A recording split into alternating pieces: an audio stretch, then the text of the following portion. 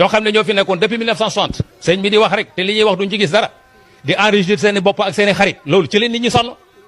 moo tax bu ñu gisee ku ñëw indi beneen façon politique wan leen ne leen politique du lii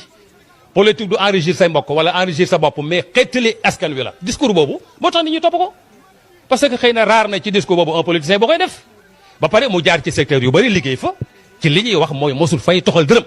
moo tax nit ñi am ci moom confiance am ci moom yaakaar xale yi am ci moom yaakaar parce que nit ñi dañoo sonn Sénégal yi dañoo sonn Adja bañ juddoo ba léegi Sénégal ci façon bi lañ gis façon wax campagne dig nit ji loo xam ne du dëgg sëñ bi bu sa ngóor jeexee say xarit am ay milliards nga dem keneen ñëw bu ñëwee pom am ay milliards keneen ñëw ci loolu lañ nekk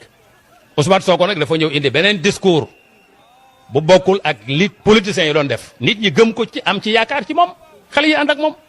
loolu mooy li ci nekk parce que keneen kum neex it bu la neexee jëlal sa ligne jëlee sa yoon ku jël sa yoon boo xam ne convaincre nga nit ñi ànd ci ak yow mais tu es libre am nga ci droit moo tax nag yi fi nekkoon comme que nit ñi dem nañ ba yi fi nekkoon doyatu leen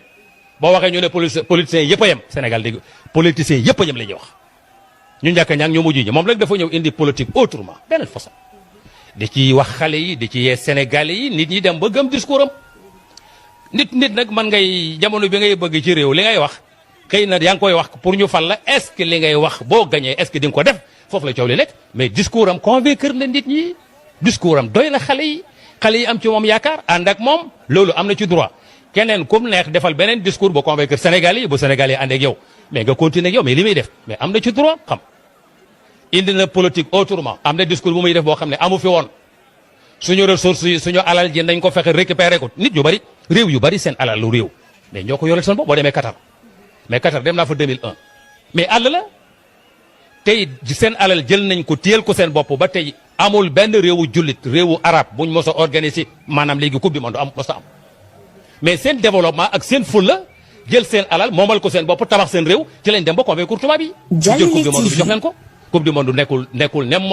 nekkul n'importe réew fa lañ koy organiser dem naa fa 2001 àll la woon boo demee Qatar réew ma yëpp kaveeru ko ëpp kaveer mais dañ jël seen yëfu bopp tabax seen réew defar seen i dëkk tabax stade yoo xam ne amul Amérique amul France nit ñi doyloo leen ñu dal di organiser mondial bi kon ñun itam liñ am bu nit ñëwee ne ñu nañ fexe ba téel ko suñ bopp joxe discours boo xam ne convaincre na Sénégal yi am ci ñoom yaakaar yeneen discours yi sëñ bi mais dañ cee sonn te jëruñul Sénégal fenn nga gis ne ñoo xam ne amuñu dara yaag ñoom ci kaar tey ay milliardaires lañ te ci réew mi lañ ko jëlee façon politique boobu ci la Sénégal yi sonn moo tax bi Ousmane Sonko ñëwee indi beneen discours war leen ne leen liñ yor ñoo ko yor te ñëpp mën nañ ciy jariñu gars yi dañu ànd ak ndasaraan yi di ñu nax di lekk sunu xaalis te loolu mooy discours kilifa diine yu njëkk yëpp nañ leen fexe moom suñ bopp nañ leen fexe moom suñ liberté te sa liberté ni nga koy amee mooy sa ressource nga moomal ko sa bopp dëkk yaa koy tabaxal sa bopp Kadhafi al manzilu yaxdumuhu ahluhu kër gu nekk waa kër gaa koy liggéey réew mu nekk waa réew maa koy liggéey tubaab bi du ñëw di ñu tabax suñu dëkk dañuy ñëw di jël suñuy ressource di ko yóbbu tabaxee ko seen réew mais ñun Sénégalais yi ñoo war a am fulla ñoo war a am fayda ndax ki nax sa maam nax sa baay sëñ bi bu la jàngalee bu la naxaatee ci yow la ak Sénégal rek mais Afrique yëpp la demal Mali demal Burkina Faso kenn mësul xalaat lu mel noonu kon léegi loolu nag benn tayaar la boo xam ne moo tax ci àdduna bi yëpp moo yegg si Sénégal kon changement jot na changement dafa jot changement bi jot nag moo tax nit yi gis ko te xam ne changement boobu lu bari mën nañu koy defal suñu bopp moo tax africains yi yeewu rawatina ak Sénégalais yi discours boobu nag moom la Ousmane Sonko lancé moo tax nit ñi am ci moom yaakaar moo tax xale yi topp ko te loolu du tort mais am na li maanaam gis-gis vision kenn ku ne am nga droit def ko ci sa réew Ousmane Sonko c'est un Sénégalais war nay mën a fexe jàng na am na xam-xam bu ko neexee mu ne damay laaj réew mi joxe ci sama participation pour Sénégal développer am na ci droit